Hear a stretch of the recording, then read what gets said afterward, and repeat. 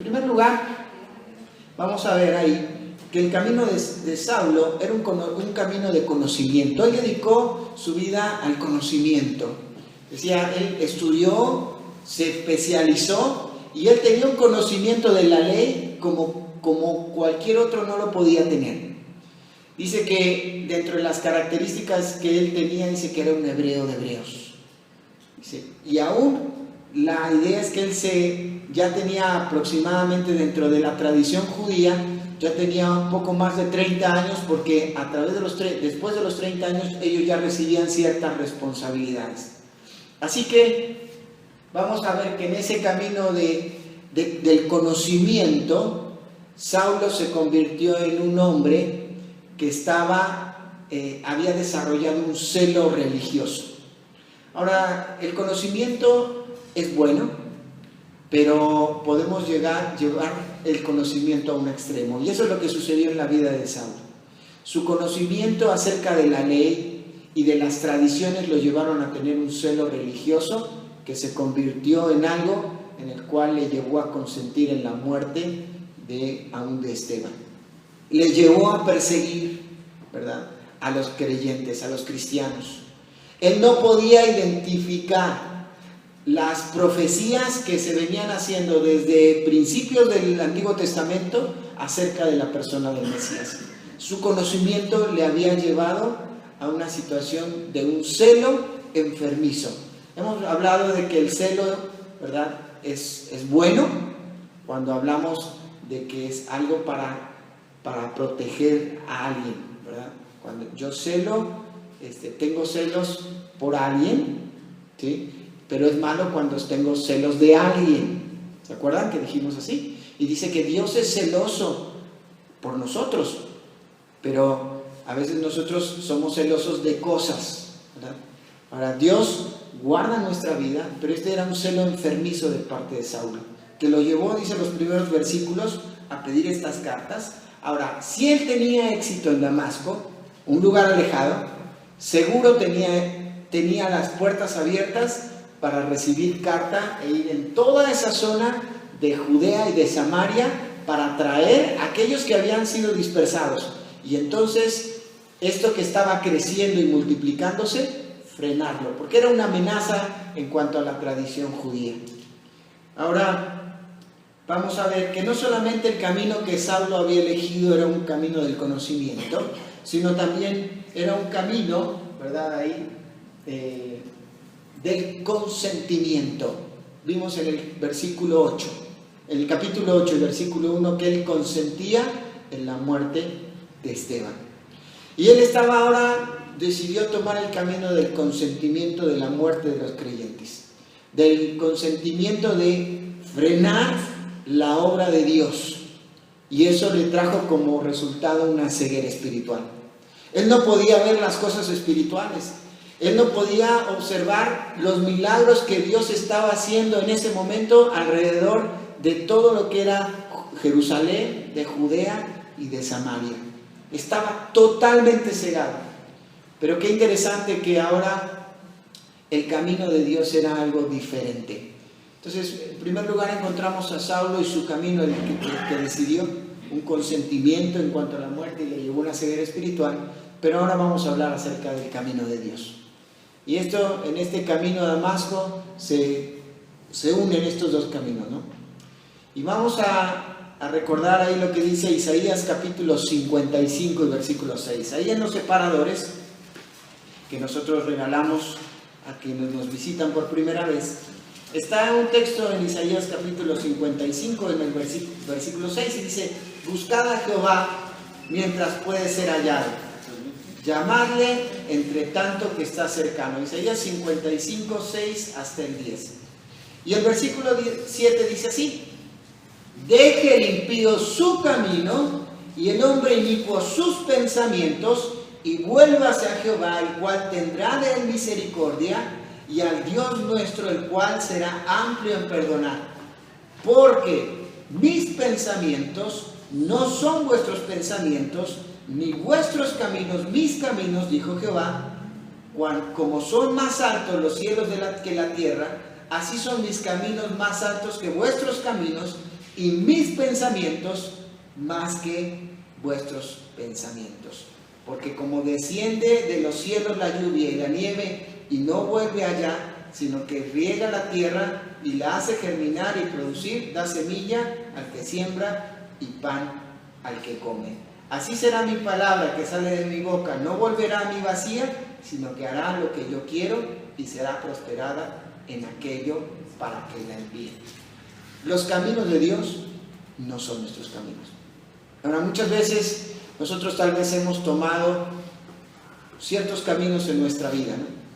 Y tal vez no hemos sido como Saulo, pero tal vez hemos decidido por el camino del conocimiento en nuestra vida. Y tal vez de conocer cosas que no tienen mucha relación a veces en cuanto a Dios. Ahora, no solamente del conocimiento, sino a veces elegimos el camino del consentimiento. Y empezamos a consentir, tal vez no en la muerte de los creyentes, pero consentimos en no ser parte del crecimiento de la iglesia. Ahora, hay personas, bueno, que tal vez sí se dedican y buscan frenar la obra de Dios. Pero hablamos cuando aún no tenemos a Cristo. Tal vez son un tropiezo para tu vida o te impiden que puedas llegar al conocimiento de Dios. Pero mira cómo los caminos de Dios son distintos. Dice, mis caminos son más altos, mis caminos son diferentes. Y el camino de Saulo era atrapar personas, frenar la obra de Dios, pero el camino de Dios para Saulo era llevar personas a Cristo y expandir el Evangelio de Jesucristo hasta lo último de la tierra. De alguna manera, Lucas hace un paréntesis aquí de todo y nos muestra cómo se adelanta, mostrándonos cómo inicia el hecho de ser un testigo hasta lo último de la tierra.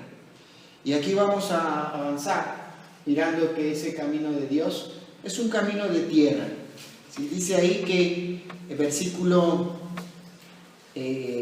muchas veces Dios tiene que utilizar en nuestra vida un camino de tierra. Dice el versículo 3, mas yendo por el camino, aconteció que al llegar cerca de Damasco, repentinamente le rodeó un resplandor de luz del cielo, y cayendo en tierra oyó una voz que decía, Saulo, Saulo, ¿por qué me persigues? Algunos preguntan, ¿por qué Saulo y después le llaman Pablo?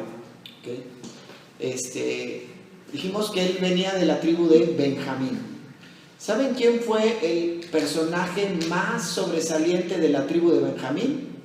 Entonces, el nombre de Saulo viene o deriva de Saúl, ¿sí? Entonces, Saulo estaba relacionado a Saúl. En el capítulo, más adelante, en el capítulo, por ahí del capítulo 13, vamos a ver que cambia de Saulo, cambia a Pablo, porque Pablo es la traducción de Saulo al romano, ¿sí? Este era en arameo, ¿verdad? En arameo el nombre de Saulo, y ahora cambia o se traduce, en este es el nombre hebreo Saulo y se traduce al romano como Pablo.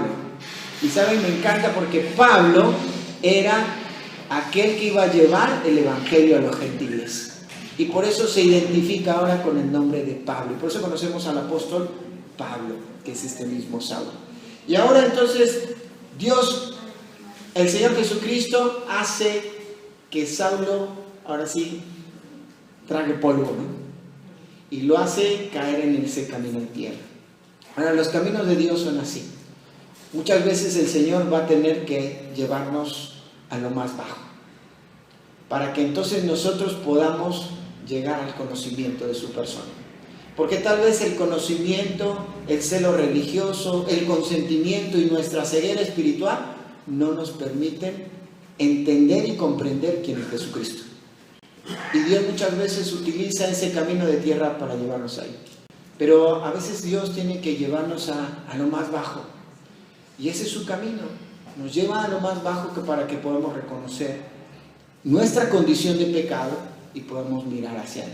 En segundo lugar, el camino de Dios es un camino de un conocimiento personal de Jesucristo.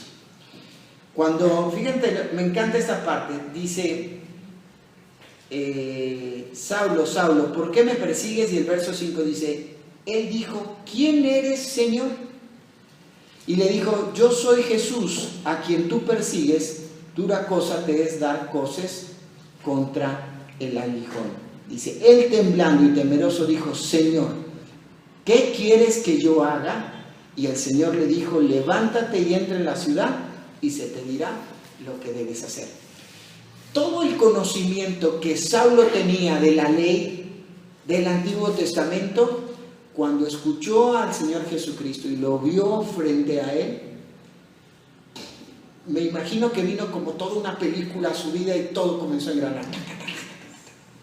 Y entonces al escuchar al Señor decir, yo soy, él pudo reconocer que realmente era el Mesías. Ahora, no dejemos de invertir en la vida de nuestros hijos dándoles conocimiento. No importa que ellos tal vez no le conozcan desde chiquititos, que crean en él como su salvador personal. Muchos niños que llegan tienen conocimiento de la palabra de Dios y tal vez por diferentes circunstancias de la vida no permanecen, pero en su edad de jóvenes o adultos llegan al conocimiento de Cristo como su salvador personal, su crecimiento es mucho más rápido que el de cualquier otra persona que nunca tuvo conocimiento. Ahora, el conocimiento aquí lo llevó a tener un conocimiento personal de Jesucristo. Él conocía acerca del Mesías, pero a partir de este momento él conoció al Mesías. ¿Cómo sabemos? Porque él expresó Señor.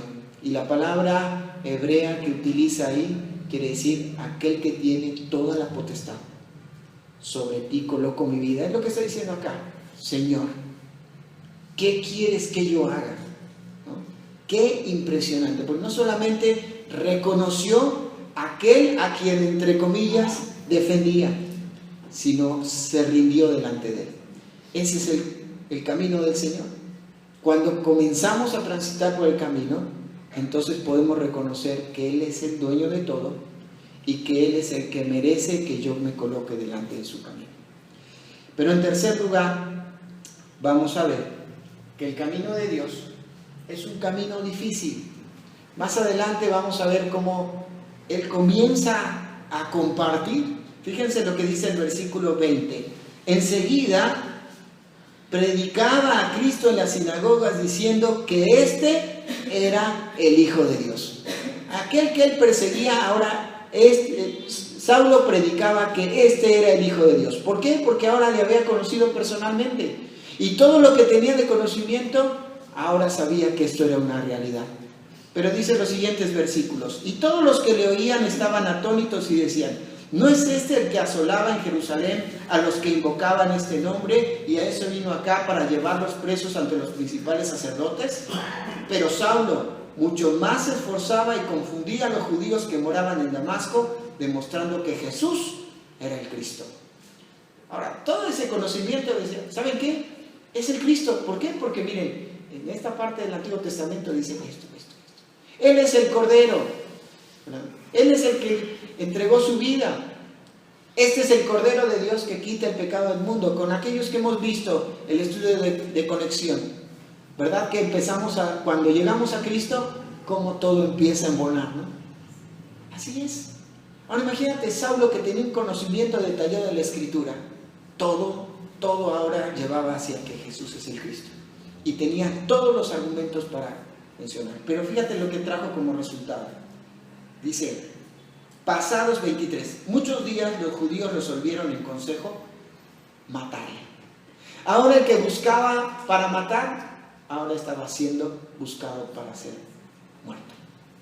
Y dice el verso 24, pero sus acechanzas llegaron al conocimiento de Saulo y ellos guardaban las puertas de día y de noche para matarle. Ahora, el camino de Dios no es fácil. El camino de Dios no es fácil. El camino de Dios es complicado, es difícil. Si hay alguien que te dice, ven a Cristo y tu vida se va a solucionar, mentira. Si alguien te promete, ven a Jesús y todo te va a ir bien, mentira. Cuidado. El mismo Jesús, hemos mencionado varias veces, Él dijo, en el mundo tendréis aflicción, pero ¿qué? Confiad. Yo he vencido al mundo. Ahora, el camino de Dios no es fácil. El camino de Dios es difícil. es complicado. En el camino de Dios a veces va a haber muchas sendas complicadas, va a haber lugares rocosos, difíciles de pasar. El camino de Dios muchas veces será doloroso. Ahora vamos a ver algunas cosas acerca de este camino a veces doloroso. Y vamos a mencionar algo que sucede cuando va el crecimiento. Pero tal vez hoy, en estos días, para Víctor y Eli, ¿fue agradable ver al niño internado? No. Pero hoy podemos gozarnos de lo que Dios hizo con el niño ahí. Claro que sí. Dice la Escritura en Romanos 12 que la voluntad de Dios es buena, agradable y ¿qué? Y perfecta. ¿Es así? Cuando estabas ahí con tu niño que no podía respirar, estabas diciendo, Señor, esto es tu voluntad y esto es bueno, agradable y perfecto. ¿Puedes decir así? No. Pero tal vez hoy, mirando hacia atrás, puedes decir, hoy mi fe está más firme que ayer. Y así es. El camino de Dios no es fácil, es un camino difícil. Y dijimos que muchas veces es un camino doloroso, pero trae buenos resultados, trae fortaleza a nuestra vida y nos prepara para enfrentar el camino que debemos de transitar día a día. Pero vamos a avanzar y vamos a tal vez quedarnos con una pregunta en esta mañana para cerrar este punto. ¿Cuál es tu camino? ¿Tú todavía vas a ir por el camino de Saulo sin un conocimiento personal de Jesucristo? Tal vez con un celo de tradiciones o enfocado en el conocimiento, pero no en un conocimiento personal de Jesucristo, sino enfocado en el conocimiento que este mundo te ofrece, o en un conocimiento religioso o en una vida de tradición. El Señor te quiere que entres en su camino. O tal vez ya estás siguiendo el camino del Señor, que te ha llevado a un conocimiento, te ha hecho tragar polvo, ¿verdad? Tal vez te ha hecho encontrarte personalmente con Él. Y ahora puedes decir, Jesús es real. Y Él ha entrado en mi vida y ha transformado mi vida. Y lo está haciendo. Y cada día es camino difícil. Pero sé que su final será provechoso. Y es así. ¿Cuál es tu camino? En segundo lugar, vamos a ver que en este capítulo encontramos dos comisiones. En primer lugar, una comisión en el versículo 10. Dice así: había entonces en Damasco un discípulo llamado Ananías, a quien el Señor dijo en visión, Ananías, y él respondió, heme aquí, Señor. Y el Señor le dijo, levántate y ve a la calle que se llama Derecha, y busca en casa de Judas a uno llamado Saulo de Tarso. Imagínense cuando escuchó ese nombre, ¿no? Dice, porque he aquí, él ora. Y ha visto en visión que un varón llamado Ananías que entra y le pone las manos encima para que recobre la vista. En primer lugar vemos la comisión de Ananías. Ahora, Ananías, muy interesante, su nombre significa Yahvé me oyó. ¿Sí? Eso es lo que significa su nombre, Yahvé me oyó. O también significa, ya en la idea que se tiene en el griego, es Yahvé ha obrado con gracia. Un nombre muy interesante. Decíamos que antes el nombre de las personas tenían que ver mucho con su carácter y las cualidades y características. Y le recordaba muchas veces cosas importantes. Pero aquí, fíjate lo que está diciendo. Ananías era un hombre que había clamado a Dios. Y tal vez Ananías en algún momento de su vida dijo, Dios, quiero ser útil para tu obra. Señor, aquí estoy, úsame. O sea, yo sé que estoy limitado, que no puedo hacer muchas cosas, pero aquí estoy. Haz lo que quieras conmigo.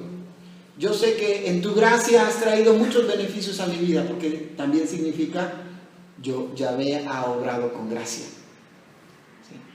Y tal vez era un hombre agradecido a Dios. Dijo, Señor, aquí estoy. Lo que tú quieras que yo haga, lo voy a hacer. Y entonces viene la comisión.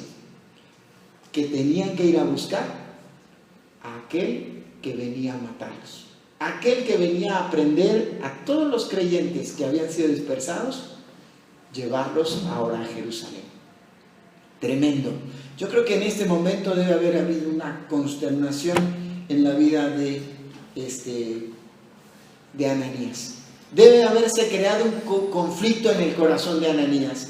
Y entonces ahí, en ese conflicto, debe haber dicho, Señor, pues ¿qué hago? Fíjate lo que dice el verso 13. Entonces Ananías respondió, Señor, he oído mucho acerca de este hombre, de muchos acerca de este hombre, cuántos males ha hecho a tus santos en Jerusalén. Y aún aquí tiene autoridad de los principales sacerdotes para prender a todos los que invocan tu nombre. ¿Qué conflicto debe haberse creado en el corazón de Ananías? Señor, está bien, yo estoy dispuesto, pero tampoco, he oído cosas tremendas. Y yo creo que tal vez le temblaron las rodillas a Ananías. Pero como Dios había sido abundante en gracia para con Ananías, pues vino ese desafío. Dijo, Ananías, dice, vean la respuesta del Señor en el versículo 15. Y el Señor le dijo, ve, porque instrumento escogido me es este, para llevar mi nombre en presencia de los gentiles y de reyes y de los hijos de Israel, porque yo le mostraré cuánto le es necesario padecer por mi nombre. Ahí volvemos a ver que el camino de Dios no es fácil, ¿no? Es difícil. Pero fíjate ahí el compromiso. Quiero que detenernos en el compromiso de Ananías. Versículo 17. Fue entonces Ananías y entró en la casa y poniendo sobre él las manos dijo, fíjense qué palabra dice, hermano Saulo. Hermano Saulo. O sea, ahora tú eres mi hermano en Cristo, ¿verdad? El Señor Jesús, que se te apareció en el camino por donde venías, me ha enviado para que recibas la vista y seas lleno del Espíritu Santo. Y al momento le cayeron de los ojos como escamas y recibió al instante la vista y levantándose fue bautizado. Ahora, tal vez no profundizamos en la situación de Saulo, pero Saulo al quedar tan impactado y la luz tan fuerte dice que quedó como cegado. Ahora, yo no sé, pero creo que una de las cosas que nos ayudan a poder concentrarnos más en Dios es cuando oramos que cerremos nuestros ojos, ¿no? Algunos los cierran y ya aprovechan para seguir, ¿no? Con los ojos cerrados. Pero es muy difícil concentrarse cuando oramos con los ojos abiertos, ¿sí? A veces nos da risa cuando oramos en la comida, pues ya saben que tenemos 2 hijos. Y a veces terminado de orar, alguno de los dos decía, fulanito de tal no cerró los ojos. Y yo le decía, ¿y cómo sabes? ¿No? Ah, ¿verdad? Quiero decirles algo, el otro día tomamos unas fotos, en la oración y las íbamos a poner en el video y no las pusimos porque había varios así. Pero bueno, cerramos ese paréntesis. Dios permitió que Saulo tuviera los ojos cerrados, fíjate por cuánto, 3 días. Y fue tal el impacto de haber entendido que él estaba siguiendo a aquel que le había dado la vida. Esa frase de dura cosa te es dar cosas contra el aguijón. La cosa es la patada del animal, ¿verdad? Para atrás, así. Que generalmente los burros, los caballos y este tipo de animales se defienden de esa manera. Lo que está diciendo acá es que yo te quiero controlar, así que no patees mi mano, porque si tú pateas mi mano, el freno te va a lastimar, ¿sí? El freno saben que lastima, ¿no? A los caballos, pues no es algo agradable, por eso los caballos responden, porque les duele. Ahora dice, no patees porque te va a doler. Ya no te resistas, le está diciendo aquí a Saulo. Entrégate por completo. Deja que yo te dirija. Y por eso ahí le dice, Señor, ¿qué quieres que yo haga? Entonces ya ahí lo lleva. Ahora, deteniéndonos aquí en el compromiso, vemos el compromiso de Saulo. Y ese compromiso de de Ananías, el compromiso de Ananías, vamos a ver que fue un compromiso con Dios. Y así debe ser nuestro compromiso con Dios. Porque ¿sabes qué? Nuestro compromiso con Dios tiene que ser un compromiso de fe. Porque le está diciendo, ve con el que viene a atraparlos, ve con el que consiente matar, ve porque yo tengo algo con él. Ahora, tiene que haber mucha fe. Fe dijimos que no solamente es creer en Dios. Dijimos que fe va más allá. Fe es creerle a Dios. Una persona de fe le cree a Dios. Y si Dios le estaba diciendo que tenía un plan con Saulo, él tuvo fe y fue. Le creyó a Dios y fue hasta la calle derecha, a la casa de Judas, a buscar a ese Saulo, quien estaba orando. Y no solamente es un compromiso con Dios, sino también vemos el compromiso de Ananías con la obra de Dios. Saben que la obra de Dios son personas. La obra de Dios no es un edificio. La obra de Dios no son números. La obra de Dios no es cuánto se junta de ofrenda. No, la obra de Dios son personas. Y él vio una persona en Saulo. Y ese fue su compromiso. Ahora, no solamente había un compromiso de Ananías. Vamos a ver qué importante es nuestro compromiso en la obra de Dios. Fíjense lo que, bueno, ahí lo vamos a mencionar un poquito más adelante. Pero veamos a ver cómo ellos cobijaron a Saulo. Dice aquí el versículo 18. Dice, y levantándose fue bautizado. Muy probablemente el mismo Ananías bautizó a Saulo. Y ahí no solamente impuso las manos, dijimos que imponer las manos es un símbolo de identificación. Ahora, Ananías se identificó con Saulo y le dijo, hermano, pero ahora Saulo se estaba identificando con Cristo al bautizarse. Dijimos que el bautismo es una identificación con Cristo, de su nueva fe en aquel que antes perseguía. Y ahora entonces vemos cómo ellos lo cobijan. Dice el versículo 19, y habiendo tomado alimento, recobró fuerzas. Ellos lo cuidaron porque tenía 3 días sin comer. Estaba tan conmocionado de entender lo que ahora había creído, que dice, pasó 3 días sin comer. Ahora ellos lo cuidaron porque no podía ver. Le dieron de comer, lo cobijaron, lo confortaron. Pero ¿sabes qué? También yo me imagino lo que deben haber. Todas las historias que deben de haberle contado a Saulo durante ese tiempo, donde lo deben haber contagiado de esa pasión que ellos tenían al ser perseguidos. Ahora esa es nuestra tarea también, y ese es nuestro compromiso con la obra de Dios, que nosotros podamos cobijar a aquellos que apenas reciben a Cristo como su Salvador personal, que podamos darles de comer el alimento básico espiritual, que podamos confortar sus vidas en su momento de dificultad, de dolor, que podamos cuidar de su crecimiento y que podamos contagiar de lo que Cristo es en mi vida ahora. Ahora, la comisión que Dios le había dado a Saulo está en el versículo 15. Dijimos en primer lugar la comisión a Ananías, ahora encontramos la comisión a Saulo. Y la comisión era que él, dice, el instrumento escogido me es este, para llevar mi nombre en presencia de ¿qué? De los gentiles, de reyes y a los hijos de Israel. Tremenda comisión que ahora tenía Saulo de Tarso. Ya vimos la comisión de Ananías, ya vimos la comisión a Saulo, y mi pregunta es, ¿cuál es tu comisión? ¿Cuál es la gran comisión para los discípulos? ¿Cuál es? Ir y hacer discípulos, predicando el Evangelio y enseñando y bautizando en el nombre del Señor Jesucristo, del Padre, del Hijo y del Espíritu Santo. Ser testigos hasta lo último de la tierra. Y te hago una pregunta, ¿estás cumpliendo la gran comisión? ¿Cuándo fue la última vez que comenzaste a hablarle a otra persona de Cristo?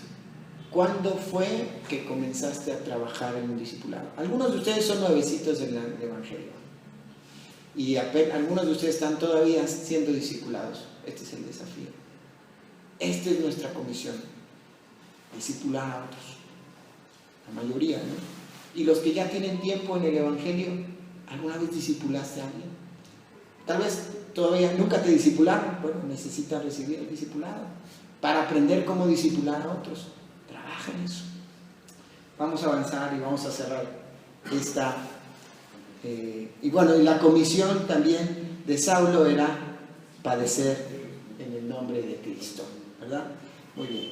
Vamos a avanzar y vamos a terminar ya este capítulo. Y vamos a hablar acerca del crecimiento del Evangelio. Esto es una parte tremenda. Y va a ser un enfoque acerca de lo que sería. Ahí menciona, no voy a entrar en muchos detalles de Saulo, porque dice que Saulo después viene a Jerusalén y la gente no le creía. Me gusta mucho, también pensando en Cobija, ahí aparece Bernabé. ¿Se acuerdan de Bernabé? ¿Cuándo apareció Bernabé? ¿Se acuerdan? ¿En el capítulo qué? 4. Finales del capítulo 4 apareció José, que también le llamaban, ¿qué? Bernabé. ¿Y qué? ¿Se acuerdan? Vamos a tomar un estudio especial sobre la vida de Bernabé. Por eso no voy a profundizar mucho. Pero miren, él se atrevió a darle confianza a Saulo. Y él lo llevó delante de los apóstoles cuando ya estaban ahí. Y le dijo, en Jerusalén, Saulo, y dijo, ha hablado de Cristo por todo Damasco. Y dio un testimonio tremendo. Lo perseguían y aún fue descolgado por la pared para que no lo mataran. Ahora, algunos escritores o comentaristas dicen que Saulo vivió por 3 años ahí en el desierto, ¿sí? Y después vino a Jerusalén. Tal vez en este pedazo de estos versículos hay una diferencia de 3 años, probablemente. Pero sí vemos cómo a un Bernabé se la jugó por la vida de Saulo. Pero ahora vamos al versículo 32. Dice, aconteció que Pedro, visitando a todos, vino también a los santos que habitaban en Lida, y halló allí uno que se llamaba Eneas. Ahora vamos a darle. Pedro dice que visitó una ciudad que se llamaba Lida. Esa ciudad estaba más o menos por esta parte. Aquí, más o menos. Aquí está Jope. Entonces ahora vamos a ver la extensión del Evangelio, ¿verdad? Cómo va creciendo el Evangelio. Y ya el apóstol Pablo ya no se encuentra solo en Jerusalén, sino que ahora empieza a ir a Judea.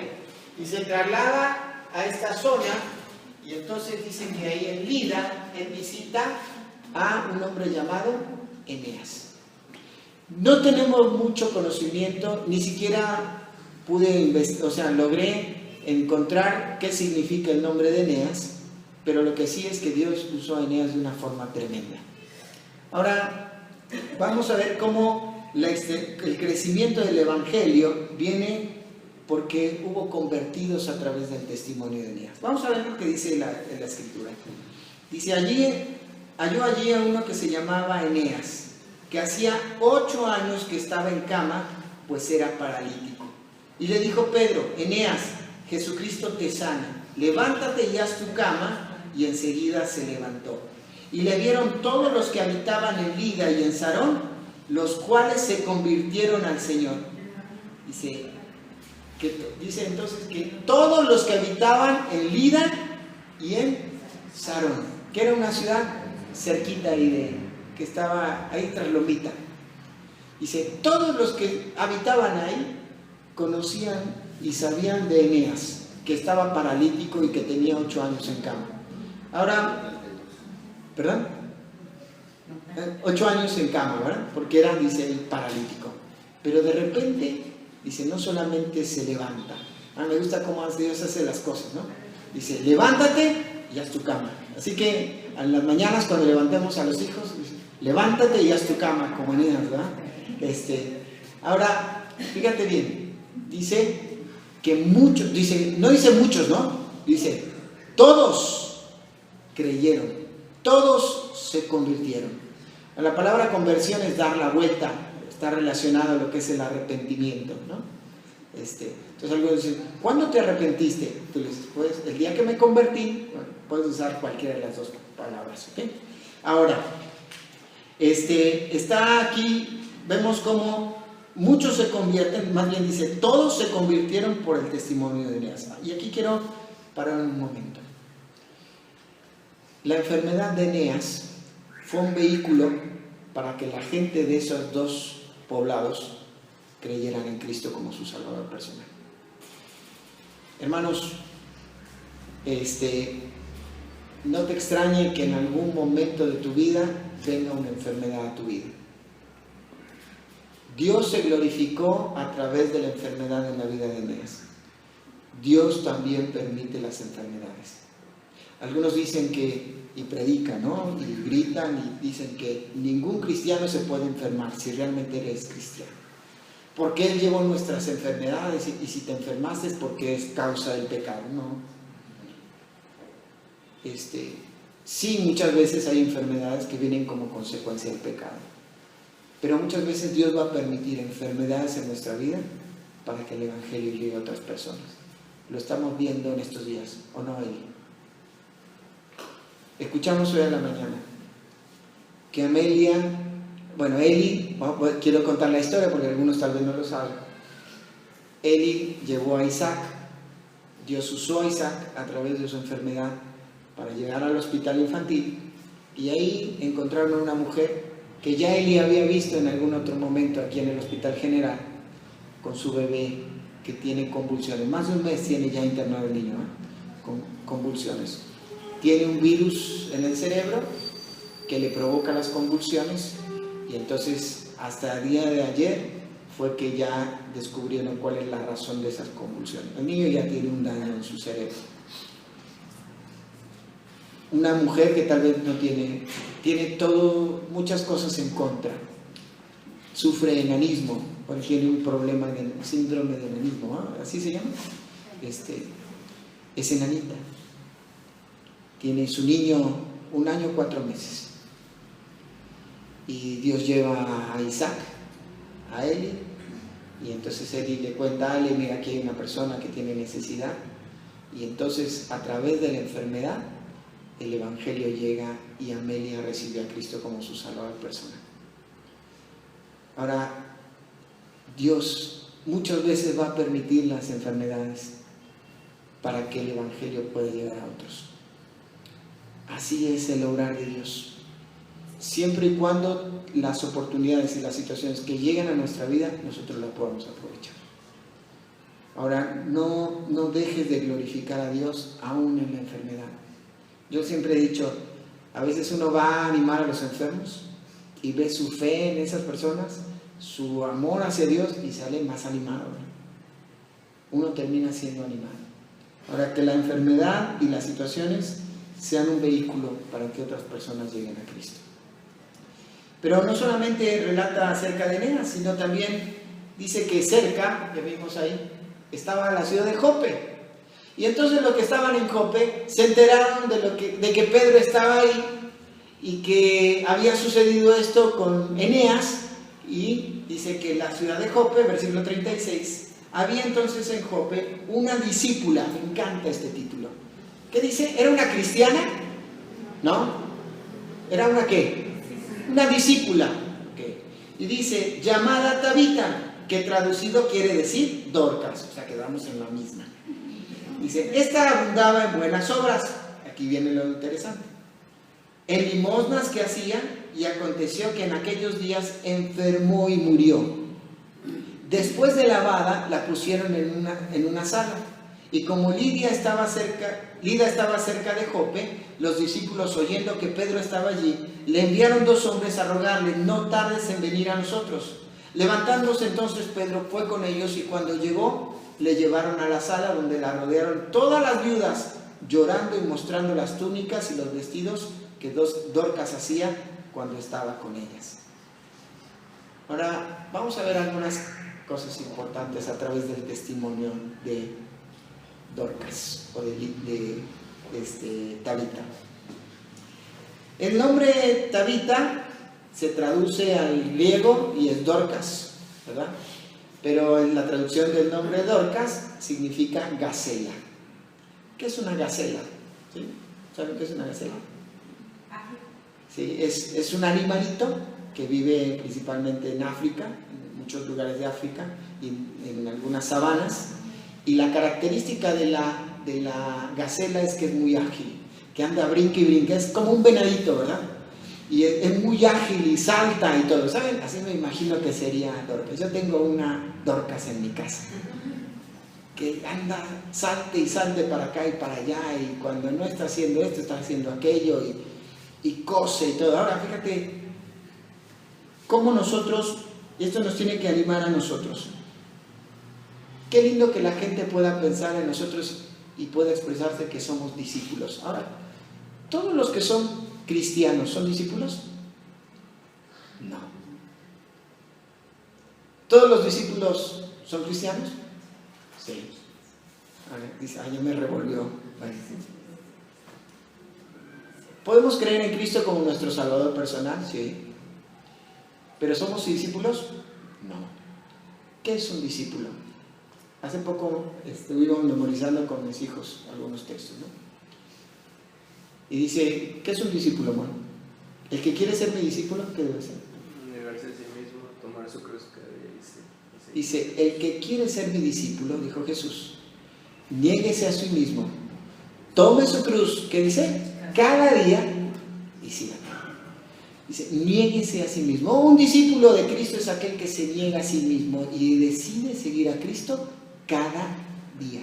Ahora, qué hermoso. Esta mujer, Dorcas, era una discípula. Era considerada una discípula. Ananías también, ¿se acuerdan? Dijo, era un discípulo en Damasco. Ahora, qué lindo que nosotros podamos ser discípulos y no creyentes domingueros. Dios no quiere domingueros, Dios quiere discípulos.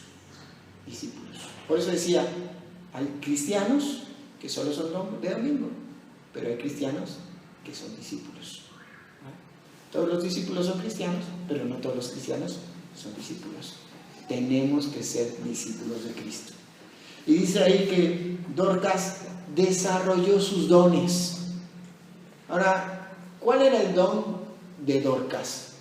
¿Cómo pueden identificar el don de Dorcas? El servicio. Dice que ella se movía y hacía, dice, abundaba en buenas obras y también tenía un don de dar. Era generosa, dice, y daba, y dice, y en limosnas que hacía. Ahora, vean cómo cuando desarrollamos nuestros dones podemos impactar a las demás personas y vean el resultado. Las personas nos van a amar por el servicio que nosotros hacemos en ellos. Dice que estaba ella en la sala y cuando entró Pedro encontró un desfile de modas. ¿O no? ¿Qué dice ahí? Versículo 39.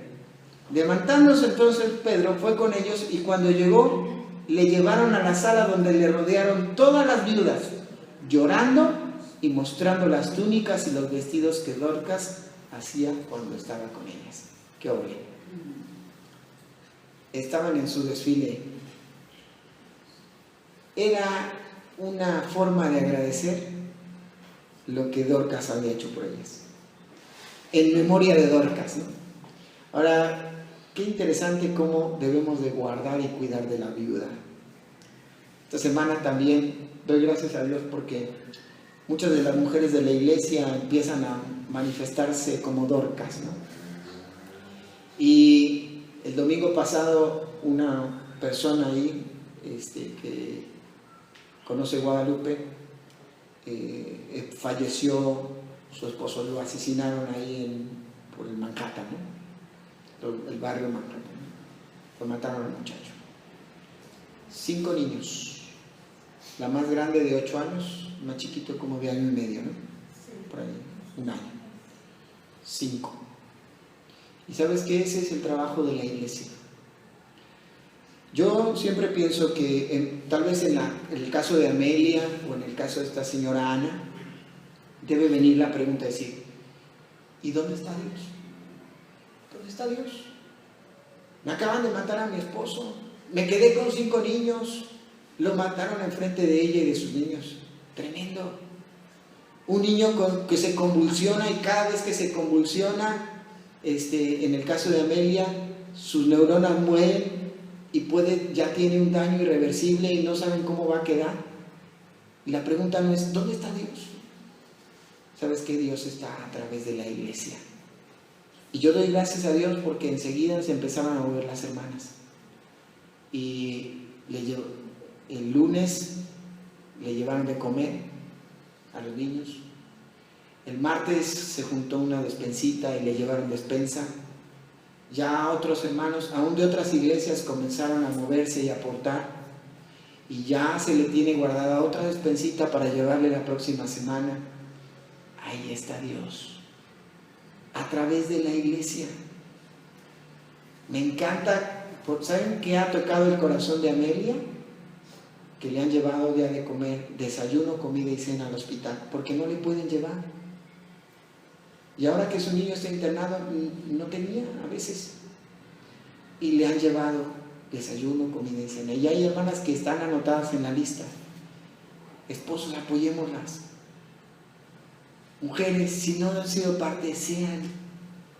Dios muestra su amor a través de nosotros. Dios mostró a estas viudas cuánto les amaba a través de la vida de Dorcas. Y saben que ellas después demostraron cuánto amaban a Dorcas. Pero dice más adelante, versículo 41, y él dándole la mano la levantó, entonces llamando a los santos y a las viudas la presentó viva. Entró Pedro, dice aquí, versículo 40, entonces sacando a todos, Pedro se puso de rodillas y oró, y volviéndose al cuerpo dijo, Tabita, levántate, y ella abrió los ojos y al ver a Pedro se incorporó, y él dándole la mano le levantó, entonces llamando a los santos y a las viudas la presentó viva. Esto fue notorio en toda Jope y muchos creyeron en el Señor. ¿Ves? El testimonio. Aquí el poder que Dios le había dado a través del Espíritu Santo a Pedro se ve manifestado, dando vida. Jesús ya había dado vida, ahora el poder mismo de Jesucristo habitaba en Pedro y trajo vida a Tabita, a Dorcas. ¿Cómo creen que vivió el resto de su vida Dorcas? No dice la Biblia, ¿no? Pero yo me imagino que vivió si ya servía, ahora imagínense cuánto más lo iba a hacer. Y esto resultó en que muchos más creyeran a Cristo. Ahora, a veces aún las situaciones de muerte sirven para que otros hallen la vida. Entonces, vamos a seguirnos desafiando a través de esto. Ahora, la pregunta para terminar. La pregunta en esta mañana. Pensando que la muerte fue de Tabita fue para la gloria de Dios y muchos en Jope creyeron en el Señor, te hago la pregunta, ¿cómo es tu testimonio? ¿Es como el de Eneas? ¿Es como el testimonio de Dorcas? ¿Cómo es tu testimonio? ¿Estás sirviendo tu vida para que otros lleguen a Cristo? ¿Estás compartiendo el Evangelio? Cantamos hace ratito, ¿no? Que nuestro compromiso es ganar a nuestra propia generación para Cristo. ¿Estamos cumpliendo con nuestra comisión? ¿Estamos haciendo lo que nos corresponde? Como conclusión, te quiero hacer una pregunta.